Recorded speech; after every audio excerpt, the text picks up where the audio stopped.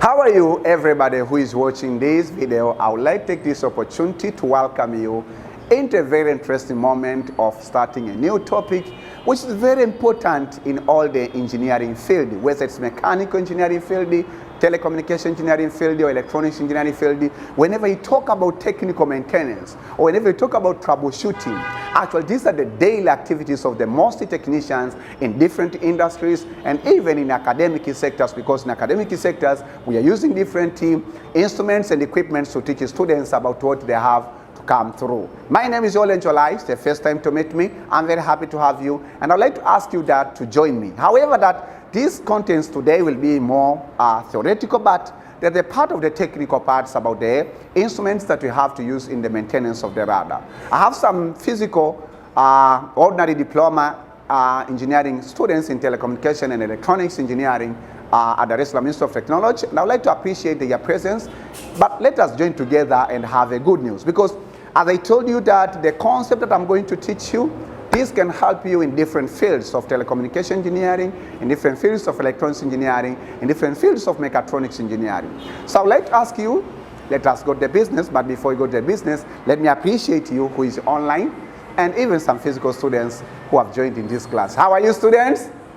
How are you, students? Okay, are you ready for lecture 10?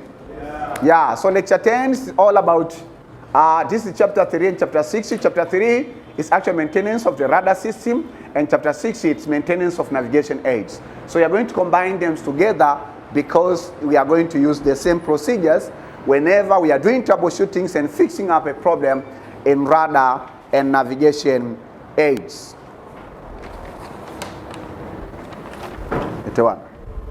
Huh? So sign here, then here. Okay, so we don't have a quick review today because this is the new topic that we've been discussing. Let us go straight forward to the two terminologies. The first one is called the technical maintenance. Class A, technical maintenance. Say technical maintenance. So technical maintenance. So we have a fundamental question. This is question number 1. What is technical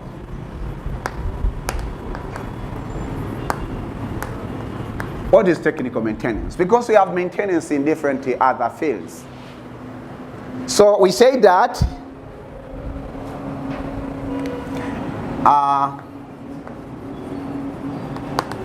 the technical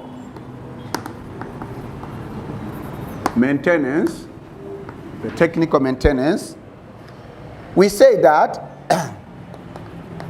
is a set. So this is the set. is a set of processes and the practices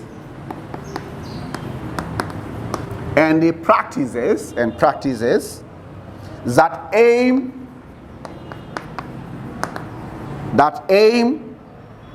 to ensure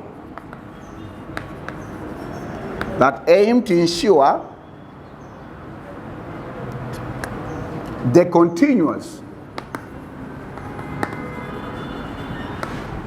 continuous and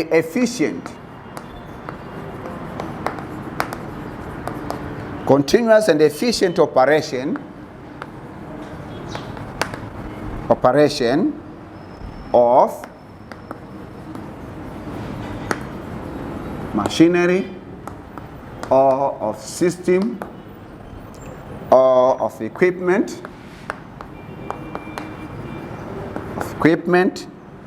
and the other types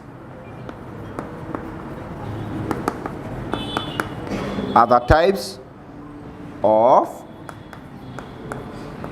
assets typically used in business.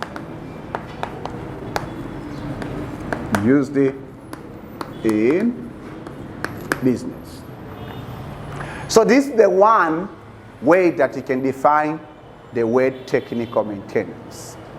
We specify as technical maintenance because that is our goal, or that is our main focus.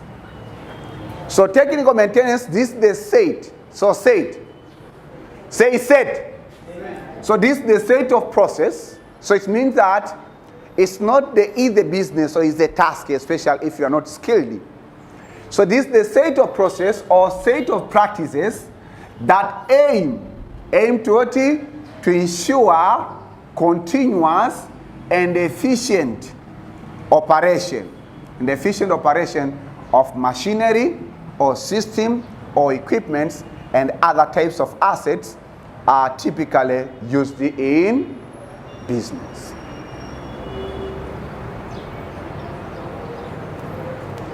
So it means that whenever you want to do technical maintenance of any machinery, for instance, that when you talk about maintenance of the radar system, then you have always to establish a set of process that aim to ensure either primary radar or secondary radar or navigation aids instruments such as landing system, ILS, are continuously and efficient operate to provide the information desired by the manufacturer. Are we together? Are we together? But also, when you read the last part of this sentence, other types of assets typically used in business. So we can have also maintenance in other fields rather than engineering. That's the meaning. Okay? So you can also do, maybe for instance, you can do the business maintenance. So this is the one way that you can define the word technical maintenance. You may go into different sources and find different ways of defining the terminology called technical maintenance. Then, in maintenance, we always encounter a very important terminology that call it troubleshooting. Say troubleshooting. Say troubleshooting. Remember that the primary function of any skilled technician to do maintenance, the primary function of any skilled technician to do troubleshooting, because the primary function of the technicians is actual to fix it and make sure that the continuous operations of the machine or of the system or of the device or of the equipment and even of the electronics system or telecommunication system. So we have a very important question that we have to remind ourselves. It's not a new terminology. You have used it in different cases, but let us keep a focus. What is troubleshooting? What is troubleshooting? Who can tell us in this class what the meaning of troubleshooting?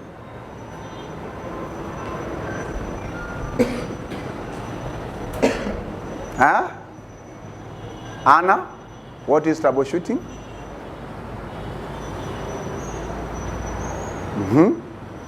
Troubleshooting is the process of determining the problem or defaults in a machine.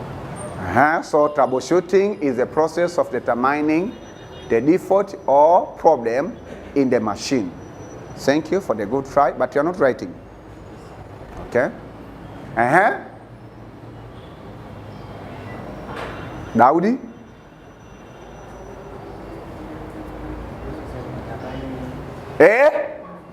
Speak loudly. What is troubleshooting?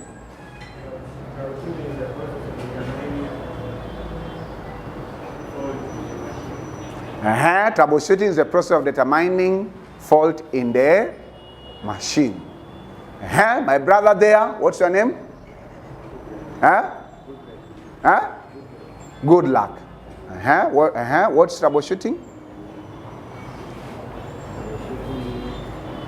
Process of determining the problem or fault in a device and machine. Okay, so good luck say that troubleshooting is a process of determining a fault or a problem in the device and taking action on fixing it, isn't it? Eliza? Because I heard 3 gentlemen. Now it's a time for the ladies first. Ladies, good morning. We don't have ladies in this class. Ladies, good morning. So you don't hear them. Good. Eliza, now rescue the other ladies. What is troubleshooting? According to Eliza, troubleshooting is the process of determining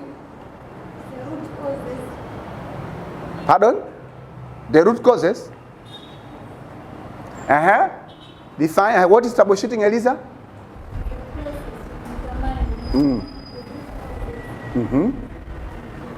I didn't hear. The root causes or the root causes. The root causes. So troubleshooting is the process of determining the root causes and preventing. And preventive correctness. Correctively. Thank you. Wholeness.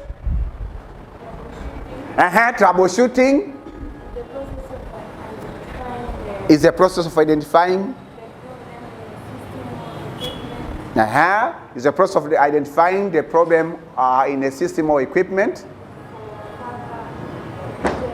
for further maintenance or solution. Thank you very much. Let us clap our hands for those who have tried it to encourage them. 1, 2, 3.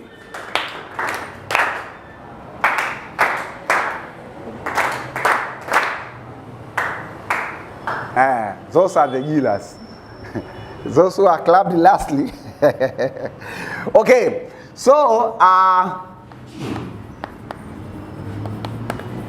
troubleshooting is a form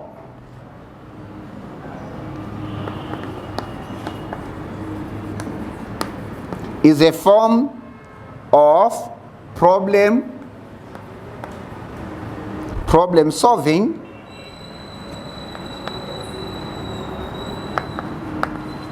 is a form of problem solving often applied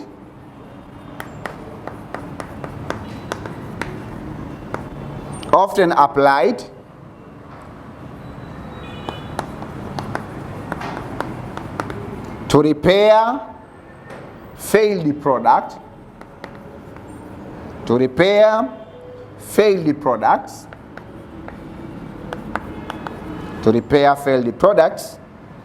or processes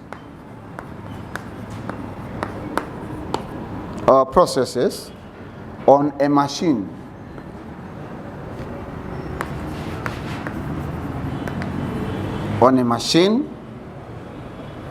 or a system.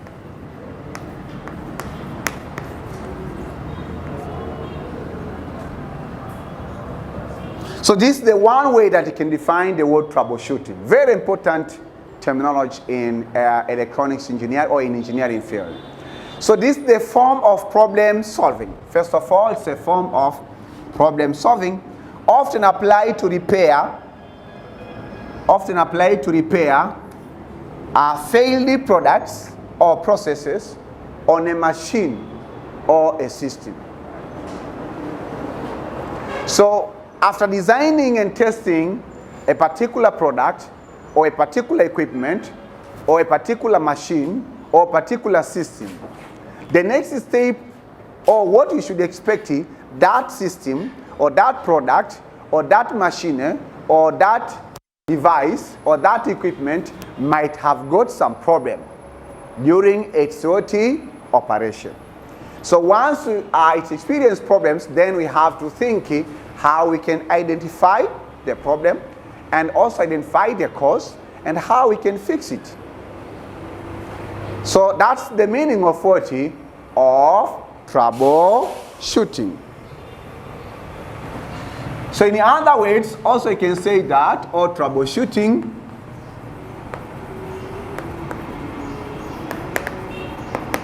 is the process. Say process. Say process. It's the process of identifying the default. This default sometimes called the problem. The default of the instrument or equipment. Okay, equipment. Then we say that machine or system, and so this is the process of identifying the default of the machine, of the instruments or equipments or machine or system, and fixing it to restore its previous behavior or behavior of operation.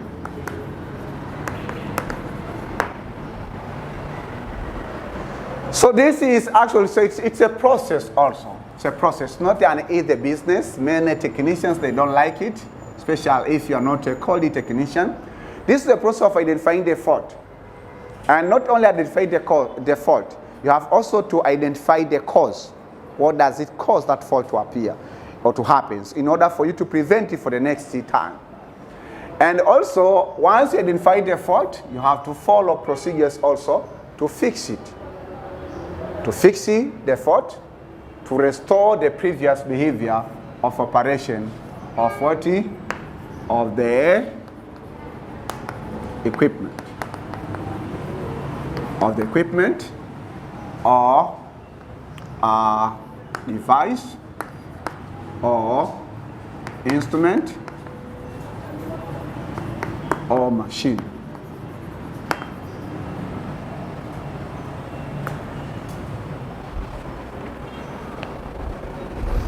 So again, in detail, before we discuss about radar navigation aids, we say that also troubleshooting, we say that it's a logical. It's a logical or systematic search. A logical systematic search. A logical systematic search for the source of problem.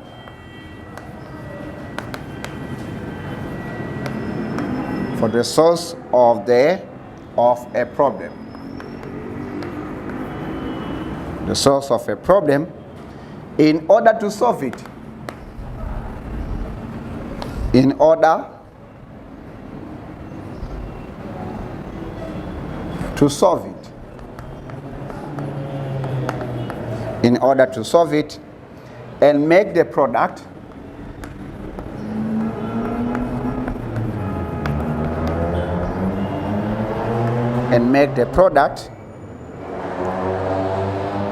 operational again.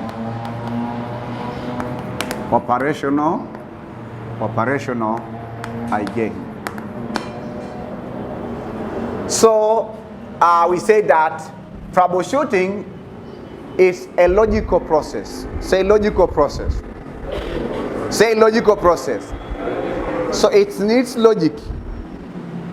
So I think that for the ladies, this is very important sentence. Because for the men, at least, that we use to make decision and think logically. But for the women, according to how they have been designed, they used to make decisions and even a lot of things by emotion, and especially by feelings. Are we together? So we have nothing else to correct here about that, because we have been created to make decisions and actually do a lot of things logically. And you and women have been created to do a lot of things emotionally. So if you are doing troubleshooting emotionally, actually you are going to cause a permanent default and even destruction of the system. So this sentence, its logical is very important, right? For both women and the men, right? Are we together? Yeah. Because men, we are very late to make decision, usually. We can spend one day. But ladies, they can make decision within a fraction of a second. Do you see how? So in case that in the family, that the problems need immediate action, women are very good for that. And in case that there are problems that need a long-term, actual, a digestive action, then men are good for that. So the equation is balanced. Right? And that's the psychology. That's how God has created us. And whenever we want to live together, we have to remember that, because it has been built in us. Tumaini, go and make and dress yourself outside there. So this is the logical. Number one, these are troubleshooting is logical. Number two, also troubleshooting is a systematic. It's systematic process. Say systematic process.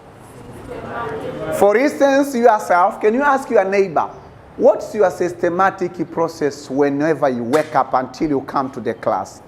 Ask your neighbor. Just the procedures you used to follow until you meet in the class. Just in the morning, once you wake up. What are you going to do? And then after that, what are you going to do? So ask your neighbor. Because you want to learn about technical systematic while you don't know even biological systematic process of yourself.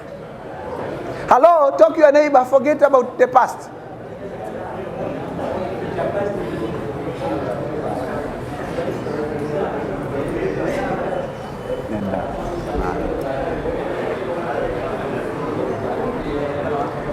Did your neighbor tell you?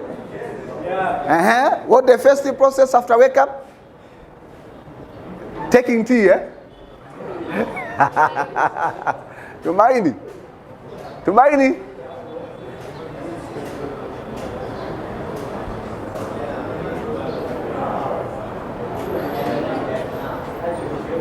So the first process, once you wake up, you are going to take tea. No. What the first process? Washing? So what? How do you call that? Brushing the teeth. That's the first process. So if you use the same principle, actually, when we give you any system to troubleshoot, actually, are going to cause an accident. Hello? Hey! Come.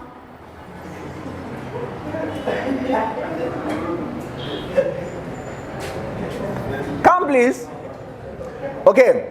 So we say that this system must be logical, or the just troubleshooting is logical, it's systematic. But why are we doing so? To identify the source of the problem in order to solve it and make the product operational again.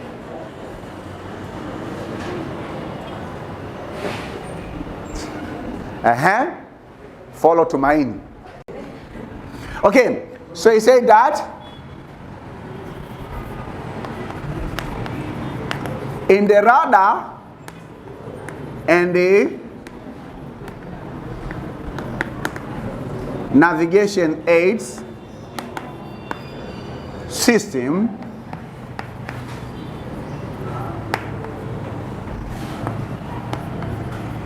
the maintenance and the troubleshooting are very crucial. To make them operate,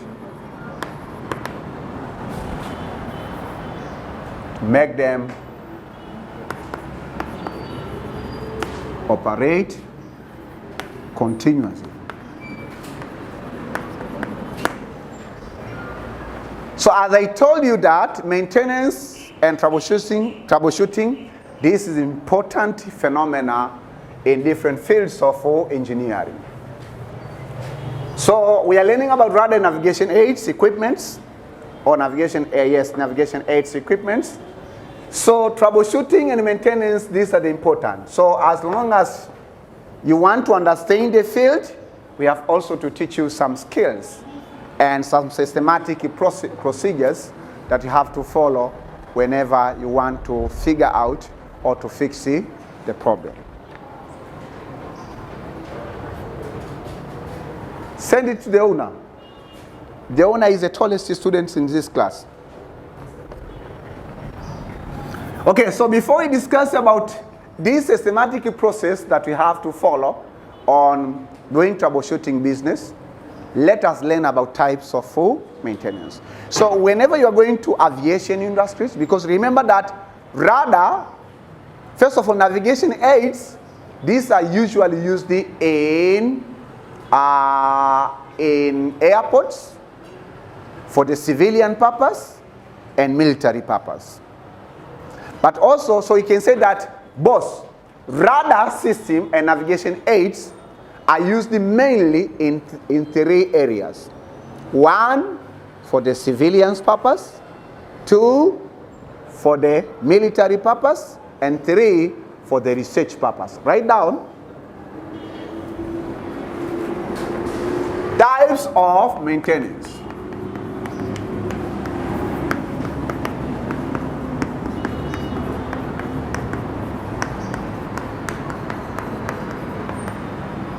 Types of what? Maintenance. Say types of maintenance. Okay. So he said that in engineering fields, there are two main types of maintenance. Maintenance. This one, we usually name them and we met them. The first one, we call it preventive maintenance. Preventive maintenance. Preventive maintenance. And the second ones, we call it corrective maintenance. So you have preventive maintenance and corrective maintenance. Say preventive maintenance. Corrective maintenance. So let us have a short discussion about them, because in radar and navigation aids, we usually do preventive maintenance and sometimes we do corrective maintenance. But for the radar system, preventive maintenance is very important more than corrective maintenance. Why? You'll get the response one explaining them in brief, what the difference between them and what the meanings of them. Right? Remember that. Because the process of, for instance, stop writing. Ask your neighbor, how many times does your computer fail to work? Since you bought it. How many times? So where is your neighbor? Your neighbor is this one, or your exercise book? So ask it. How many times? Several times. Twice, 3 times, or 4 times? You afraid? How many times did your computer fail to operate? Maybe in terms of software, or maybe it has a problems of whatever, but it has failed to perform once. How many times?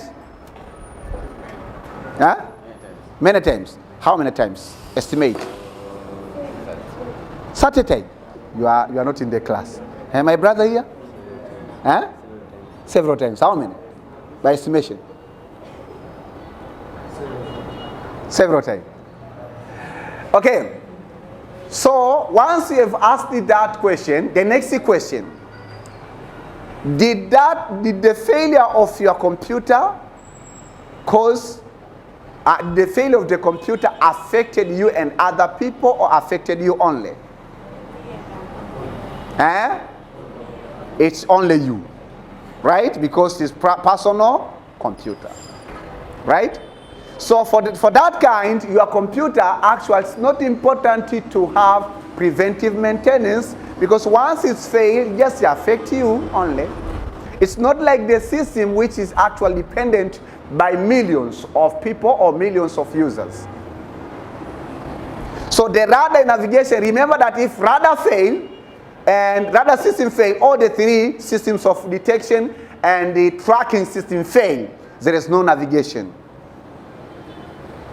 Even failing for 1 hour, there's no navigation, and actually it causes a lot of loss financially in terms of income. Right? So that's why I want to tell you in advance that preventive maintenance is very important in radar system rather than corrective maintenance. Because corrective maintenance is just, if for instance my computer has failed, I have to take it to the technician to correct the problem. But preventive maintenance is mean that I don't wait my computer to fail. I will say, go out, take a bottle of water and go out quickly. Okay, so let us have discussion about preventive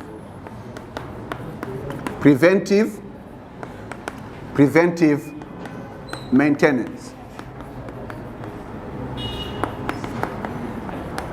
Class A, preventive maintenance. Say preventive maintenance. In a simple language, this is, when you talk about maintenance, we are the African, we always differ in terms of maintenance compared to the maybe white people. Why? Because let us start from our body. For instance, myself, I use, or for most of us as the African, most of us, we used to go to hospital once we are sick. Right? So when you go to the hospital to seek for the medical assistance, then that is corrective maintenance of our bodies. So because we fail even take care about our bodies, we will fail also take care about electronics and telecommunication devices. Why? We are waiting it to fail and then submit it to the OT. But white people, they have always something we call health checkup, monthly health checkup. Others, they have weekly health checkup. But ask your neighbor, how many times did you do health checkup without any external force? Ask your neighbor. Do you have a question?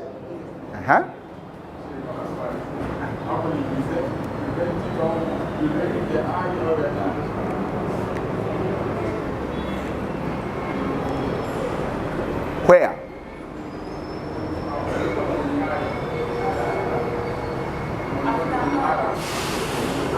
It's E. Thank you. Thank you very much. Preventive. So ask your neighbor, how many times did you do the health checkup?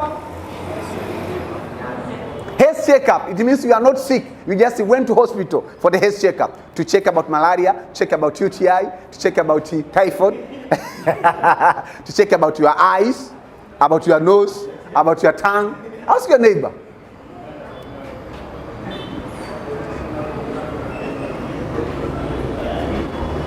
So once you get the result from your neighbor, you understand that we apply the same principle technically.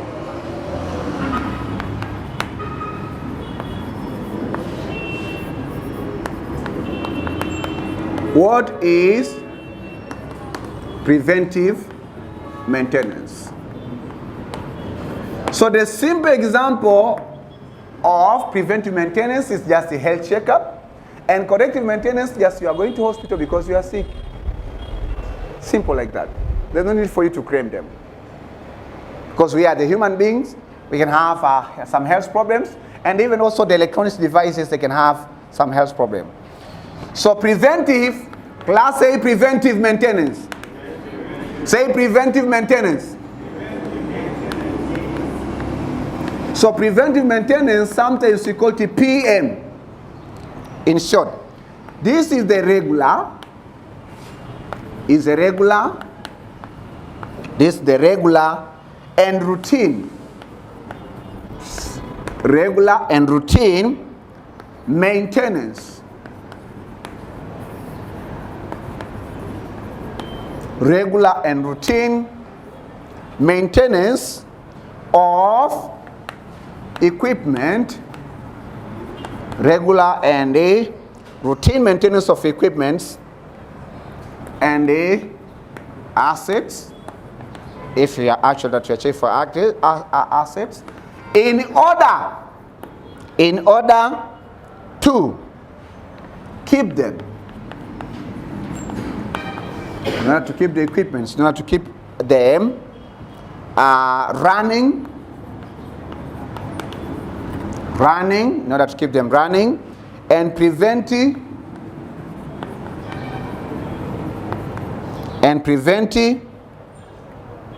any costly unplanned downtime from unexpected equipment failure.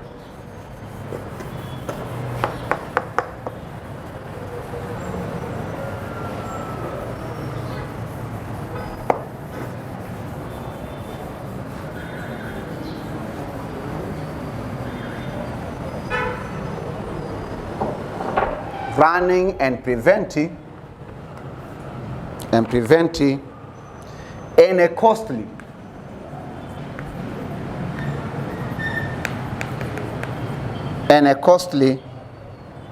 unplanned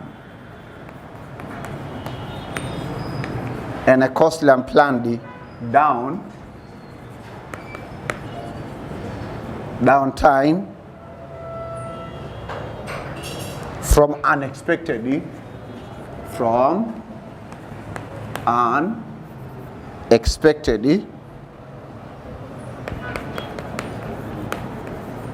unexpected equipment failure.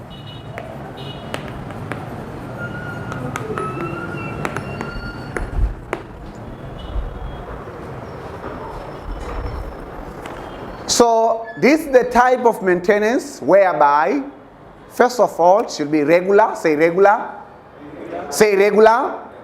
and routine maintenance of the equipment and assets. So we may apply it in actual maintaining the assets or maintaining the equipment in order to keep them running and preventing any costly unplanned downtime from unexpected equipment failure.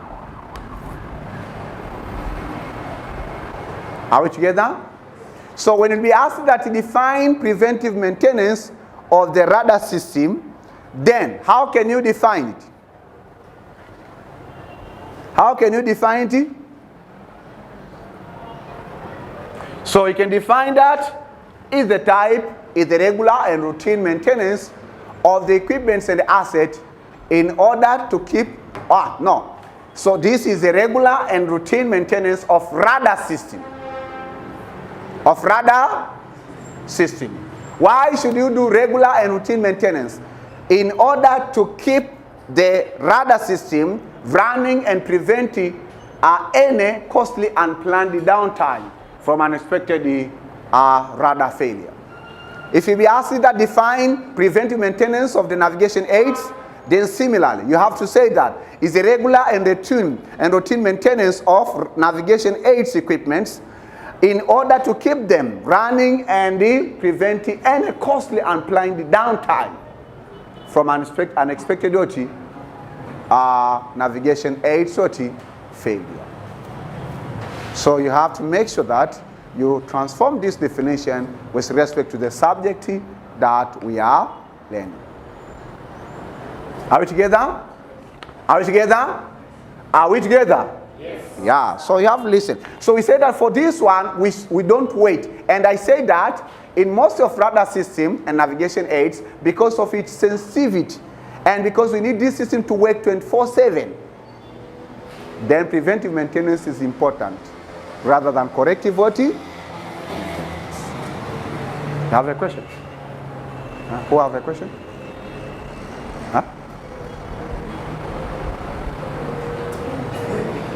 That is DJ who? DJ who? Sangodie?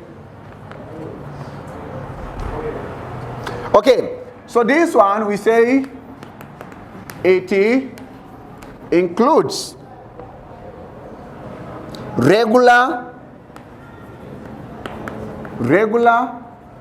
and periodic. So regular and periodic or time-based schedules. This is time-based schedules.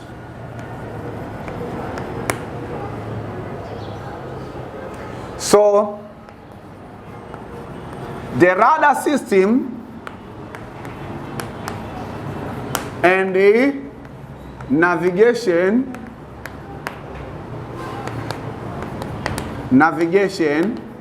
aids equipment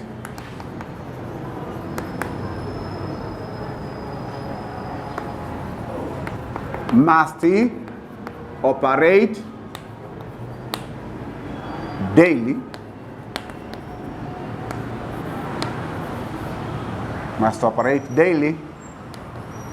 for their civilian or military and research purposes. So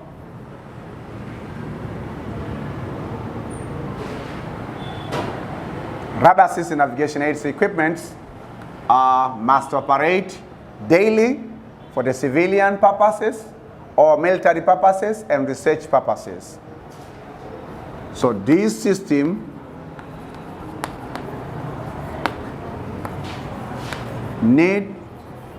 these systems need the preventive maintenance. Need preventive maintenance. Why they need preventive maintenance? Because we need these systems to work 24 hours in a day, 7 days of the week,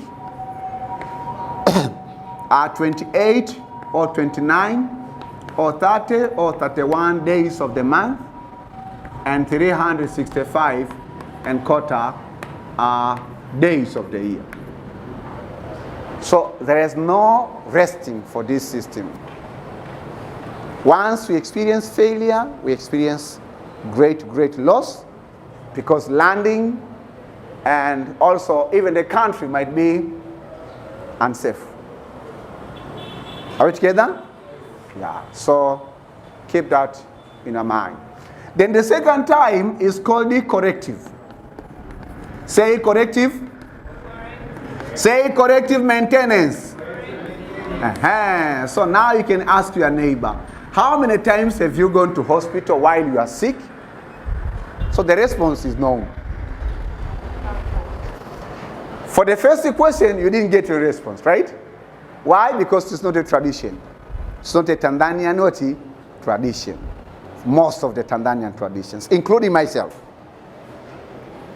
Including myself. Because, you know, you are students, so sometimes you say that, sir, you are always analyzing. How about yourself? Okay, for myself, I think that I did the preventive maintenance when I have been asked to do it while I was seeking for the visa and the passport.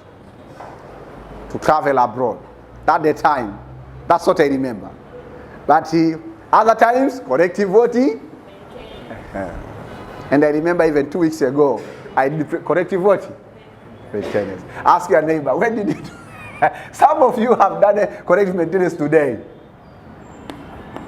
But when did you schedule for the preventive? No, you are busy.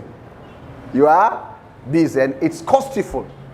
While you have what? You have a health insurance card. But you know, sometimes they are just having and waiting for the doctor, and doctors actually they complicate. They are telling me I'm sick. So for that case, all of us who are in this class, we are sick biologically. Once we go to hospital, we'll be admitted. Okay, so what is corrective maintenance? Say corrective maintenance. Corrective maintenance. So remember to ask your neighbor, how many times did you go to hospital in this year? If your neighbor tell you that once, then you say, you have to ask him or her, tell me the secret.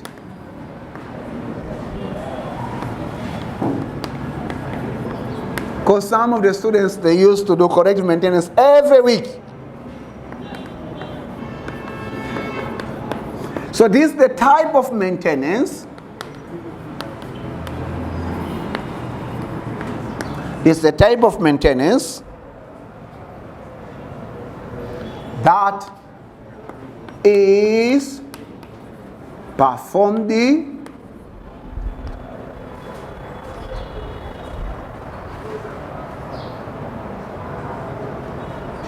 to identify, to isolate, and rectify a fault.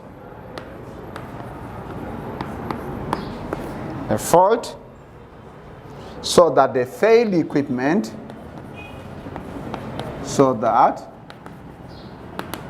the failed equipment or machine,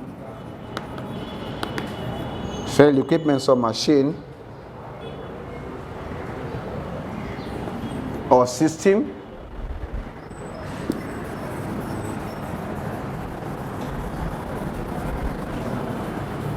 So in our country we have Tanzania Civil Aviation Authority, but also we have the particular army that we call it JWTZ. JWTZ is what? Jeshi la wananchi wapi? Tanzania. So JWTZ has been divided into 3 categories. There is the air military base, there is the marine military base, and land military base. Right? So air military base are the one who are responsible, or who are responsible with what? With radar system. So a machine or system can be restored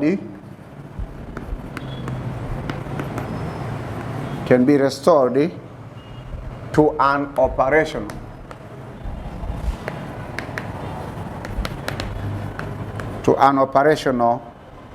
condition. Rational condition within the tolerance. Within the tolerance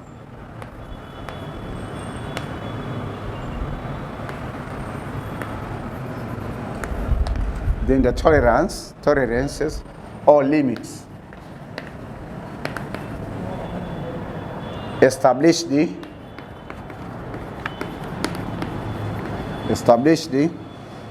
for in-service operation.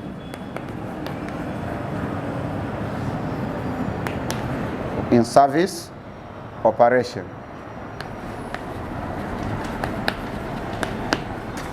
So simply we say that corrective maintenance, say corrective maintenance operating. Say corrective maintenance So this is the type of maintenance that is performed to identify, isolate, and rectify a fault so that the failed equipment or machine or system can be restored to an operational condition within its tolerance or limits established for in-service operation. So corrective maintenance is actual done once the system or the equipment or the machine has failed. Then that's the time we say that, okay, let us submit to the technician. So we always do corrective maintenance. And that's why that I gave you a simple example. Just like myself, I used to go to hospital, not for the health checkup. Tumaini is tumaining. Go again, make yourself, dress yourself. Okay? So, this corrective maintenance is the one that we usually do for our bodies. We go to hospital to seek medical assistance. Why? Because we feel headache, we feel some fever, we feel for diarrhea, then maybe we feel some kinds of the vomiting, etc., etc. Or maybe you have got a road accident. You don't go to the hospital just to ask the doctor to check if your body can face an incoming accident or not. So if this is the case, we say that this is always in most of the sensitive system, this is the second maintenance that they usually do. It's not scheduled. This happens once the system fails. Are we together? Are we together? So in radar system, we have to make, that's why, listen, in case of TCAA, Tanzania Civil Aviation Authority that we have visited, when you have listened the presentations of those engineers, they mentioned 3 types of maintenance that they are doing. And they mentioned the first one is preventive maintenance. But the second one is corrective maintenance. And do you know that when they've mentioned corrective maintenance, when they've been visiting different systems, hello, do you see Ostaz? Ostaz is outside of the class. Move there, move this side. Because you have been slumbering, right now, you are outside of the class.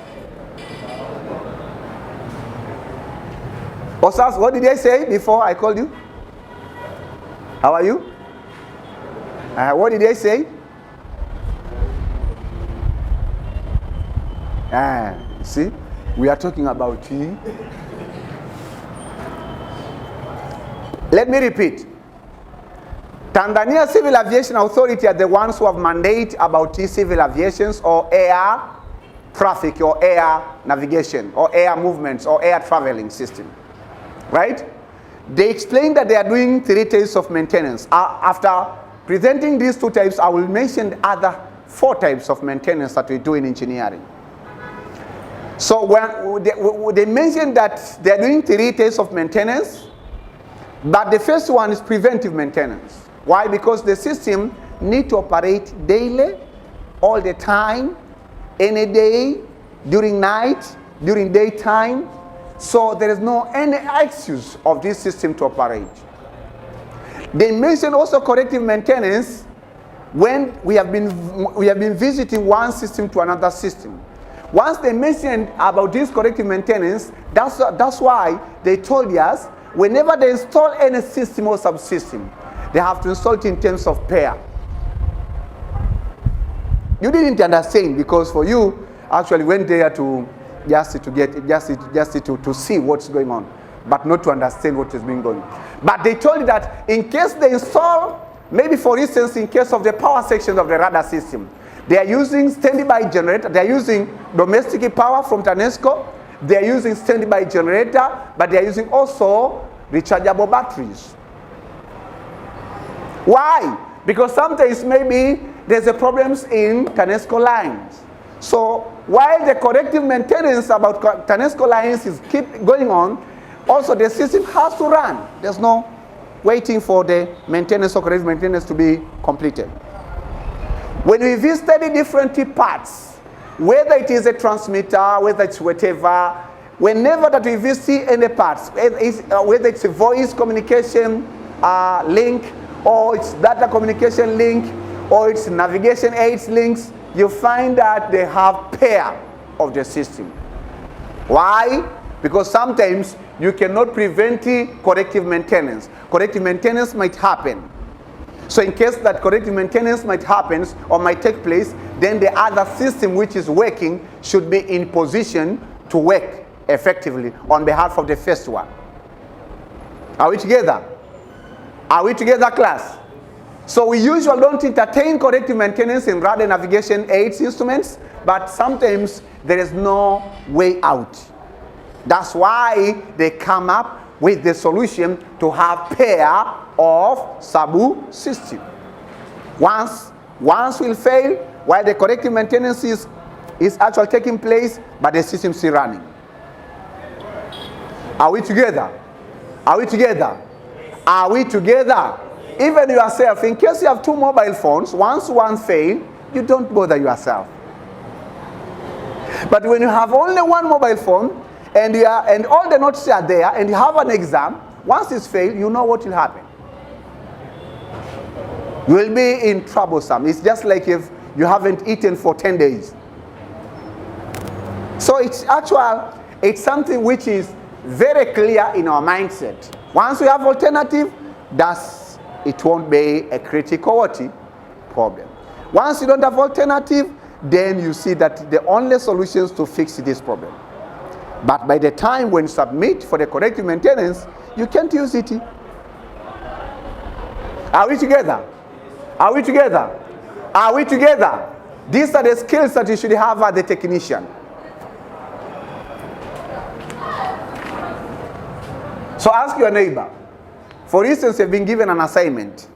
Do you use right pair of assignment? Once one failed, then the other ones will be submitted? Ask your neighbor.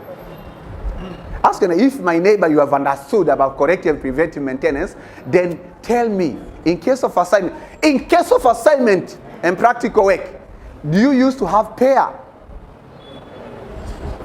Especially soft copy. Once has been corrupted, you submit the others. Ask your neighbor. That's not our philosophy. We always trust in nothing will happen. Oh, okay. You know, sir, I just did it, but there's a virus. Doing pair from today onwards, right? Okay. Okay. So the corrective maintenance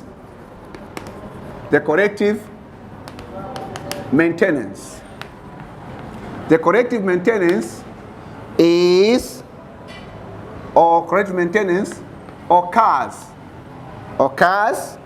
when an issue.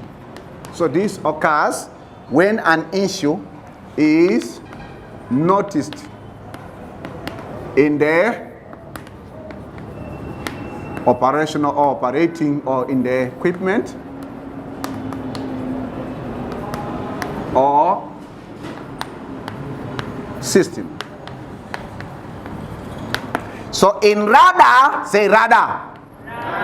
So in radar system and the navigation aids, equipment or instruments,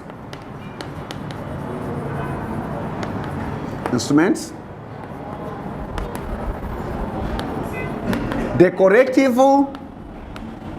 maintenance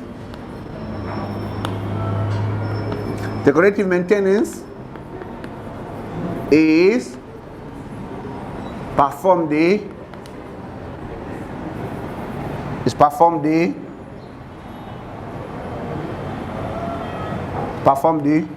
to one of the system while the other operating system is operating. So we can do corrective maintenance in case you have pair of the system. In case that we don't have pair, for instance, in our country, in our country, how many radars do we have in our country? How many civil aviation radars that we have in our country? 14. Hey. And how much does it cost you for the 4 radars? How much did it cost you? 68, 67, 68 billion Tanzania shillings. So in Tanzania, we have only 4 Doppler pass primary radar and secondary surveillance radar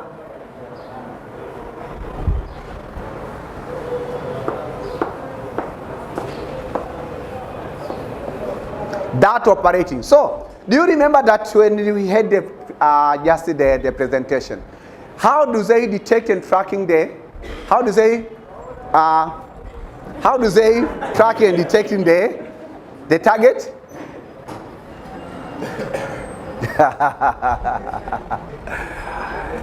So they can track and detecting a moving target by using 3 methods.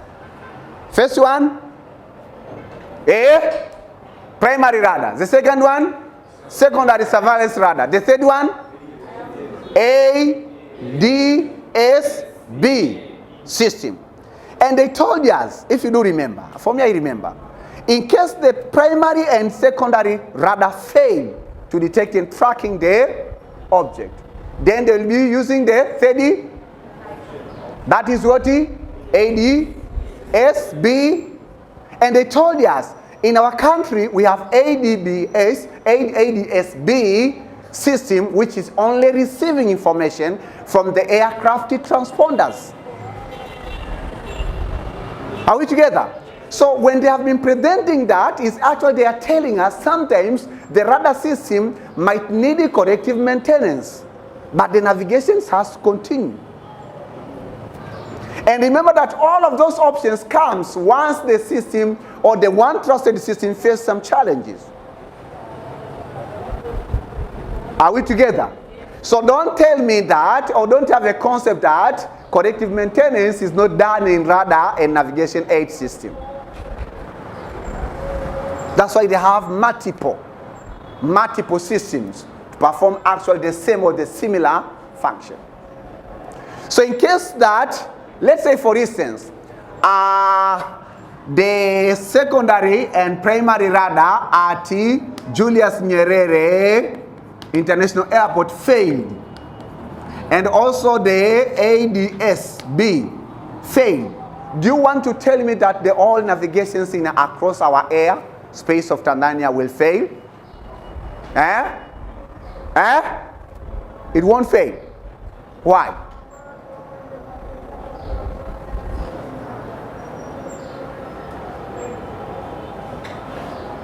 What are you doing, my friend, there? You are writing name. So your name does not exist there. It's new. Who told you that it's new? It's old enough. It has the age of more than 3 weeks.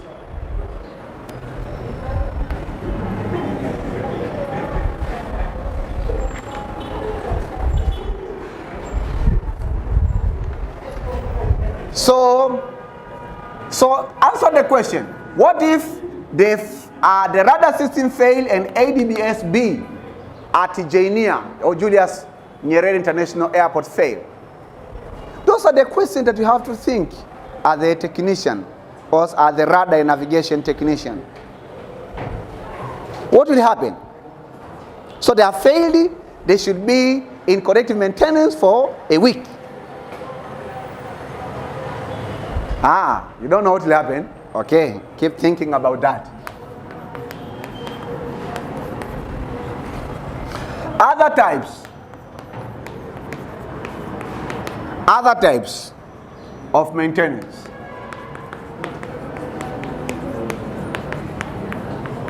So these are the two main types of what? Of maintenance. So he said that regardless of the two main types of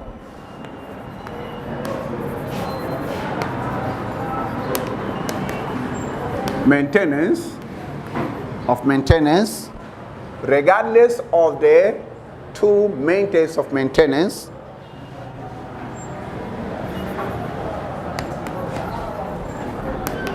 there are also some other types of maintenance.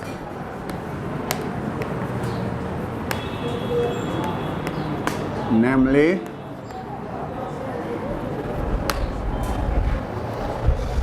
we have also the third type of maintenance, which is called the predetermined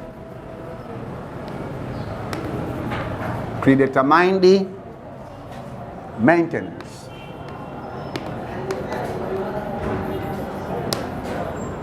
Predetermined maintenance.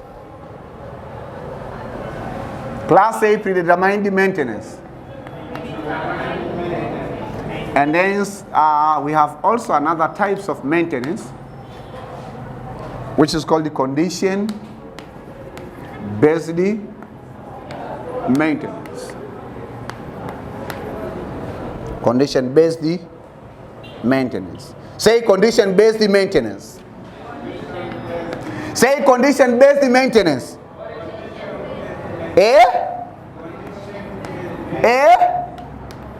Ladies yourself, say condition-based maintenance. I say ladies themselves. Say condition-based maintenance. Gentlemen, say condition-based maintenance.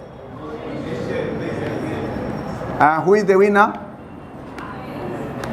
All the students say condition-based maintenance.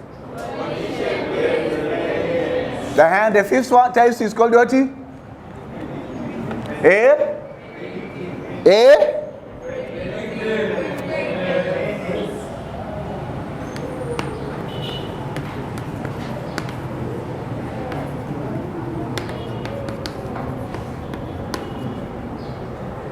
So these are the other four types of maintenance. Predetermined maintenance, condition-based maintenance, predictive maintenance, and reactive maintenance. 1, 2, 3, let us go. 1, 2, 3, go. Predetermined maintenance, condition-based maintenance, predictive maintenance, reactive maintenance. Oh, ask your neighbor, which one do you know among the four? You know all of them? And which one did TCAA mention that they are doing? But they say that it's specifically for them, maybe special for them. Which one? You don't remember?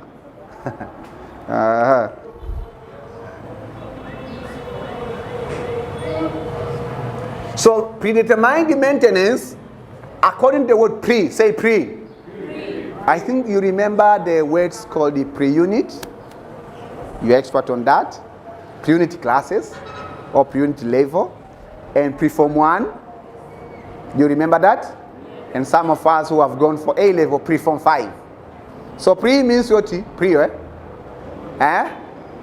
Yeah, so pre.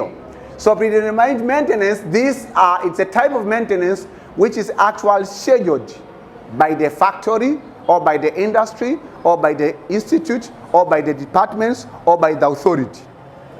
That's why we call it predetermined maintenance. Say that it's a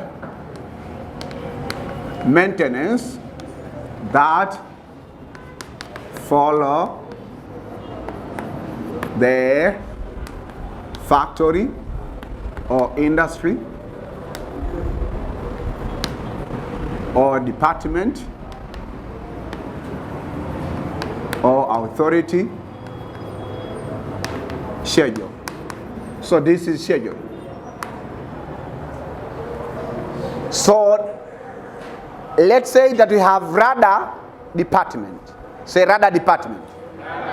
And then radar departments, they have a schedule that you have to do the maintenance every month. Maybe 28th of every month. 28th or 40 every month. So whether the radar system is healthy or not healthy, the maintenance should be done. So that type of maintenance we call it predetermined. Are we together? Yes. Then the second one we call it condition-based maintenance.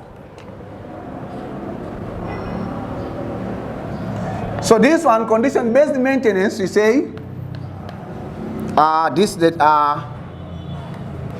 the types of maintenance that occur when a situation,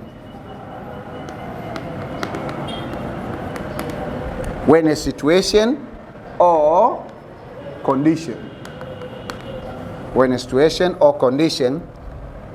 indicates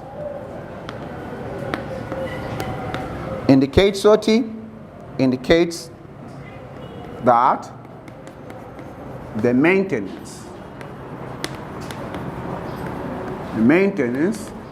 is needed.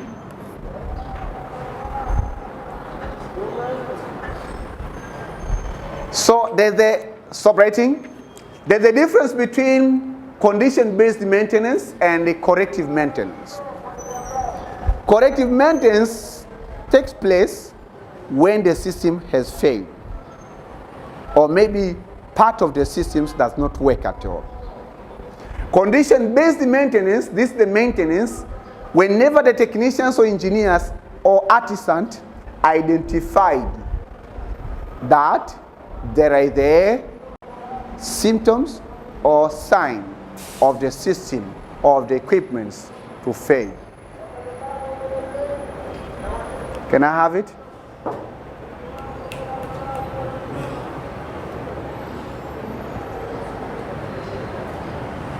So you call it condition-based because it depends on the condition. It depends on the condition. So this happens when the situation or condition indicates that the maintenance is needed. So it doesn't depend whether it is scheduled, within the schedule, or it's out of the schedule. Then you have another type of maintenance called the predictive maintenance. So predictive maintenance, this is the type of maintenance that is actual, we say that is data driven.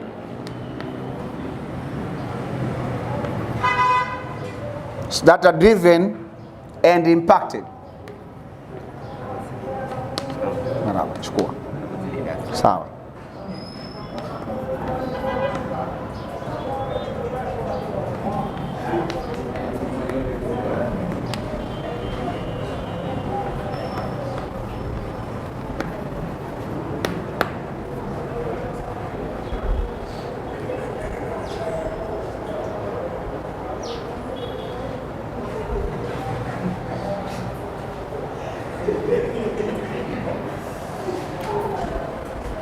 Okay, so predictive maintenance, you say that this is data driven. Say data driven. Say data driven. And impacted by preset parameters. What does it mean? In radar and navigation aid systems, very important. So this is focusing on the software part. Hello, stop writing. Focusing on the OT software part. When you say preset parameters, whenever the software is installed, most of the softwares, they give measurements about the performance of the system. After a time, maybe a technician, a site technician, or a site engineer, or a site artisan may notice that the parameters or the current parameters of the system, of that radar system or navigation aid instruments, are not similar with the preset parameters or with the initial parameters. Are we together? Are we together? So for that case, the maintenance might take place not because the hardware has a problem, it's because that the parameters or the measured parameters when the system is operating are a little bit different from the previous or the initial parameters during the installation and during the initialization of the system. Are we together? That means of 40, predictive 40, maintenance. Then the third, the last one is called reactive maintenance. So reactive maintenance, we say that this one, it occurs when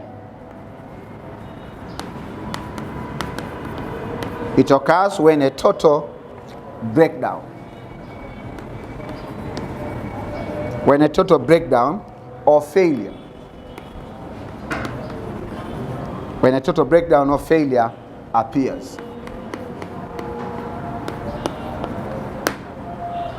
So this one occurs when the total breakdown and failure appear. So we as the Tanzanians, we are very expert on that, especially in our health. When there is a total breakdown of our bodies, that we cannot move, we cannot work, we cannot eat, we are sleeping on bed. So that's the time to say that, let me go to hospital. Even if the house you are living, it's nearby the hospital. The issue is not the distance. The issue is just the mindset. That to go to hospital to do what? Just who actually, will they understand me to do health checkup? Because the first question, the primary questions of our medical doctors, when they say, what are you suffering? You know that I'm suffering this one and this one and this one and this one. So this reactive maintenance, we call it, or it's a types of the maintenance where the total breakdown or failure of the system. So one of them is used in radar and navigation aid system, but not all of them. Some of them are used in different fields of engineering. Are we together? Do you have a question? You have a question about what you've discussed? So this is just introductions of maintenance. You may go further and actually have an example of each type, just in maybe the common problems that facing radar systems, facing navigation aids. So you can go further as well as you can. Are we together? So for the TCAA, they told us they are doing 3 types of maintenance. One is preventive, the other is corrective maintenance. The third one? Predictive. Geoffrey said predictive. Wholeness? Software configuration. And Tumaini, who has been escaped the class. Now let us bring Tumaini in the class. Tumaini? Predictive what? Maintenance. Predictive maintenance. Predictive maintenance is the data driven and impacted by presets. Jafari? The third type of maintenance that they are doing at TCAA? What? Premier? But predetermined. So Jafari said that predetermined. Sophia? Software configuration. My friend there, Daudi, who has been very, very happy today. One of the students who have been smiling most of the time is Daudi. Software? Did we mention software? Maintenance there? So Daudi was not. Daudi's neighbor? Hardware. Predictive. My friend here, the latecomer, the chief latecomer. So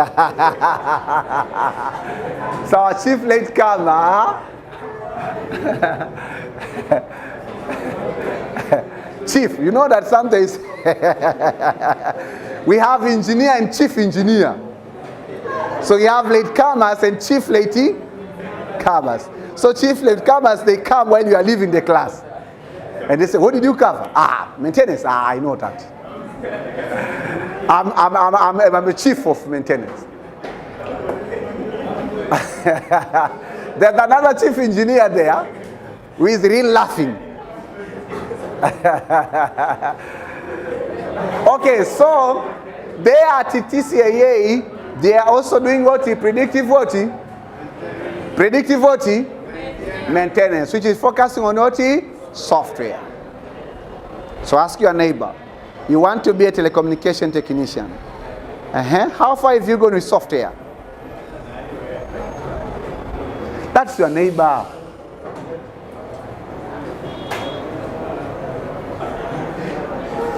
Okay.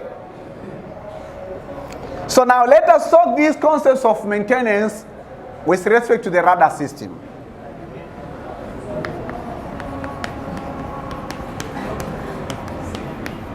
Chief 40. Chief 40 class? Also in your class you have chief late submitters of the assignment. Maintenance of 40. And the chief leader for that is technician Hamza. Hamza submit the assignment after 3 hours or 4 hours. Maintenance of radar system.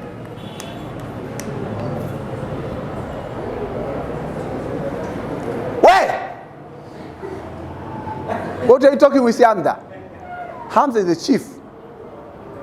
Write a letter to communicate with Hamza to train you how to submit assignment after 3 hours of the deadlines of submission. Okay. Radar systems. Radar systems are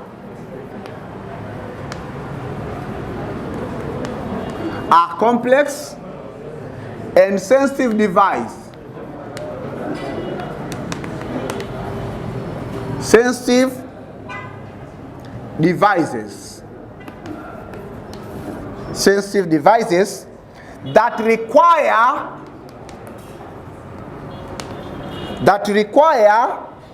careful maintenance. Careful maintenance and the troubleshooting.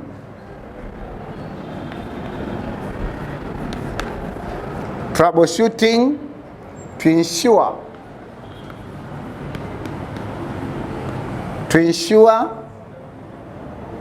optimal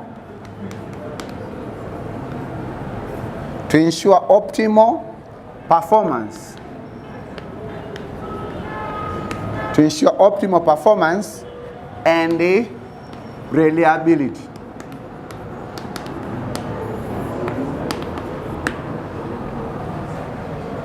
So class A radar systems.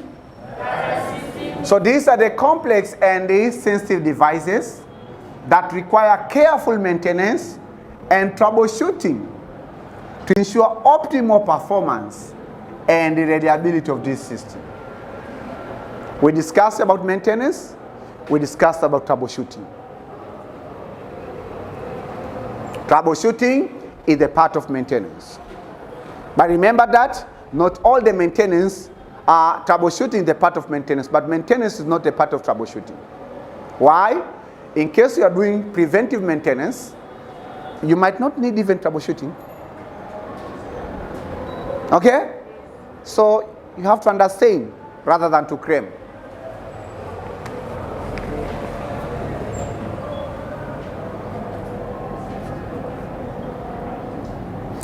So whether Whether you are working, let us talk about applications of this knowledge. You are working as technician. Okay? You are working as a technician on a military or civilian or research radar system.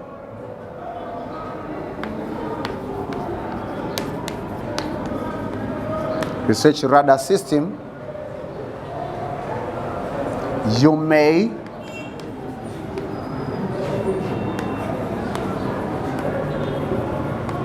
encounter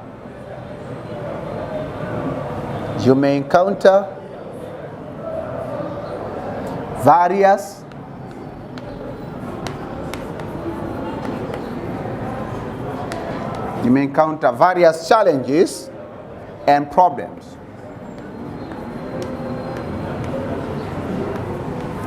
Various challenges and problems that need to be solved. Various challenges and problems of radar system.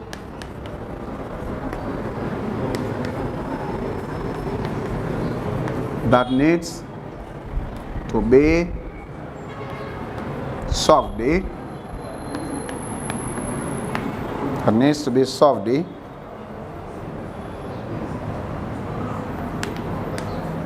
radar system.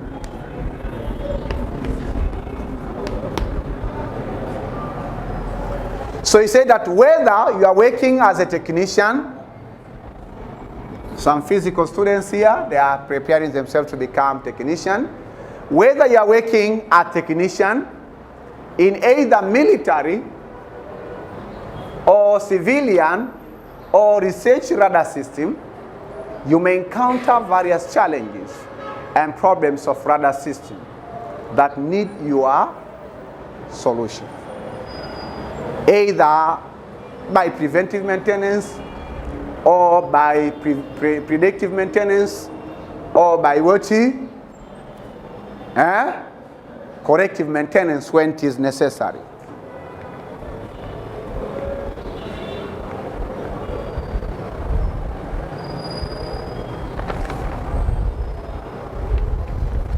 So homework. This is homework 10.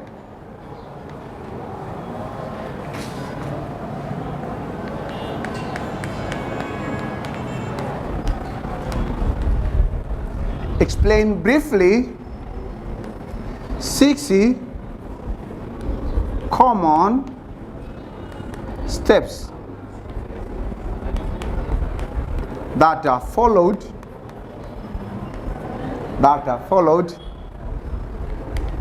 in maintenance of radar system.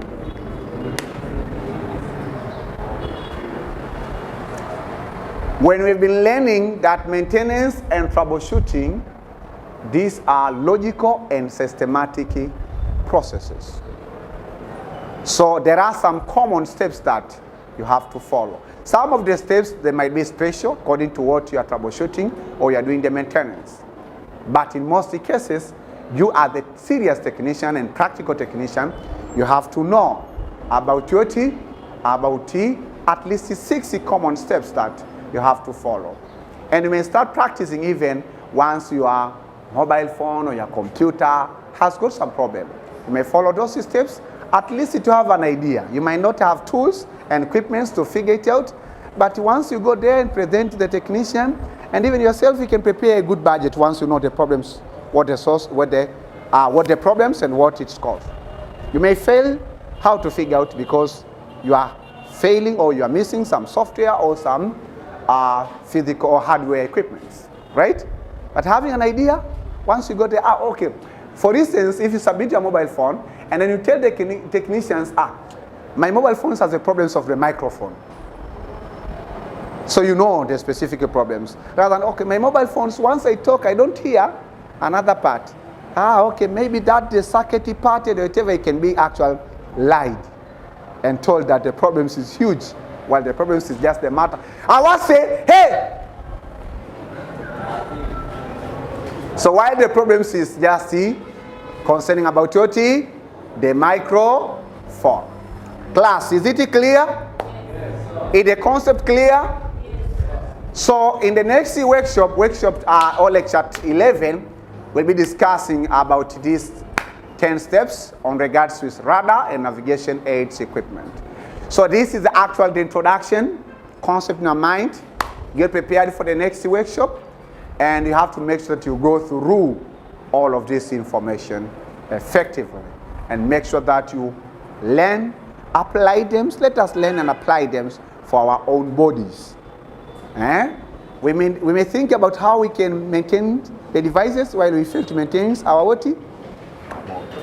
So you may say that you may have a strategy that in this year before December, I'll do preventive maintenance of my body. And especially if you have what? Health insurance card, because we can't afford also the we call it the normal health checkup. So if that's the case, this is the end of workshop lecture 10. Some physical students here, they told me that they have understood. So let me appreciate. I always appreciate people who have been transformed from one point to another point. So let us appreciate them and congratulate them, because maybe they don't encounter those moments where that they have been given or they have been congratulated. So let us now get prepared. So can you examine your neighbor who is jealous, cannot congratulate you? 1, 2, 3.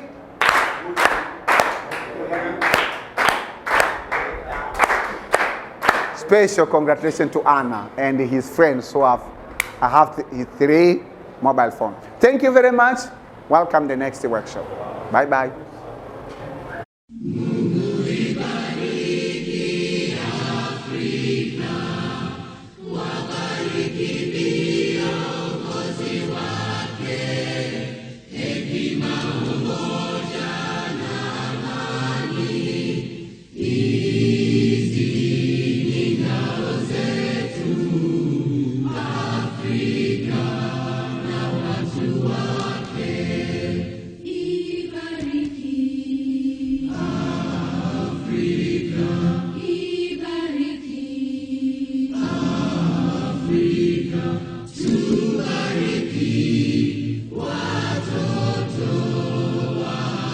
Africa.